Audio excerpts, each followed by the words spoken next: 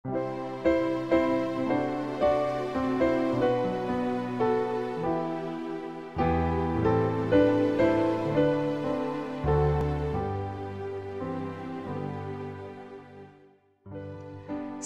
pagi, mari kita mengawali hari ini dengan mendengarkan firman Tuhan bersama dengan Pendeta Glenn Sakul, Gembala Jemaat Yongkwang, Makassar.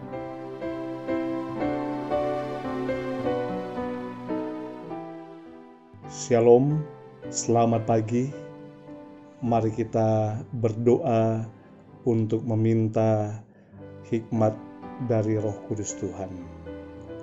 Ya Allah kami yang di sorga, ketika kami mendengarkan firman-Mu di pagi ini, kiranya Roh Kudus Tuhan memberikan kami hikmat dan kuasa. Di dalam nama Yesus kami berdoa. Amin.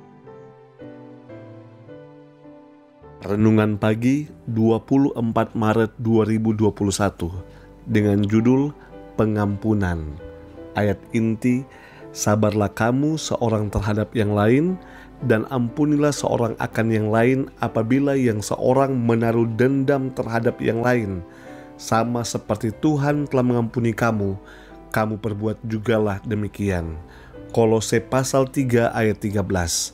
Keterangan, agama Yesus Kristus berarti kemajuan. Agama itu berarti selalu mencapai ke atas kepada suatu ukuran yang lebih suci dan lebih tinggi.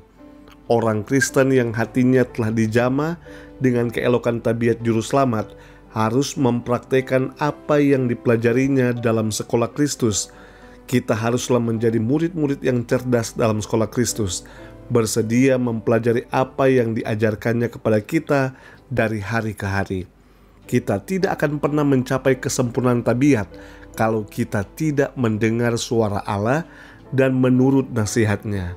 Pengajaran ini tidak berlaku hanya kepada orang-orang yang tidak mempunyai ujian-ujian yang harus dihadapinya, yang akan menciptakan rasa tidak suka kepada saudara-saudaranya, melainkan berlaku kepada setiap orang yang telah dilukai, yang telah menderita karena kesalahan keuangan, karena penghinaan dan kritik, karena salah pengertian dan penilaian yang salah.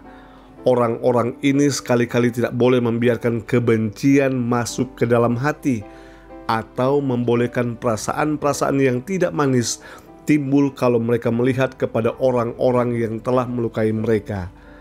Seperti Kristus, kita akan mengampuni musuh-musuh kita dan berjaga-jaga kepada kesempatan untuk menunjukkan kepada orang-orang yang telah melukai kita bahwa kita mengasihi jiwa mereka itu. Dan kalau sekiranya kita dapat, kita akan berbuat kebajikan kepada mereka. Kalau orang-orang yang telah melukai kita tetap melakukan perbuatannya yang salah itu, kita mesti mengadakan usaha untuk dirukunkan kepada saudara-saudara kita menurut rencana Alkitab, seperti Kristus sendiri telah tunjukkan. Kalau saudara-saudara kita menolak untuk diperdamaikan, maka janganlah berbicara tentang mereka itu ataupun merusak pengaruh mereka, melainkan biarkanlah mereka dalam tangan Allah yang adil, yang menghakimkan semua manusia dengan adil. Orang-orang muda boleh saja mengakui sangat mengasihi pekerjaan Allah, tetapi bila mana mereka tidak diperdamaikan dengan teman-temannya, mereka pun tidaklah diperdamaikan kepada Allah. Begini, hati yang mementingkan diri sendiri menjauhkan berkat-berkat Allah dari hati dan rumah tangga kita. Biarlah kasih Kristus mengalir ke dalam hati dan mengubahkan tabiat. Kalau tidak, maka kita pun tidaklah akan menjadi anak-anak Allah.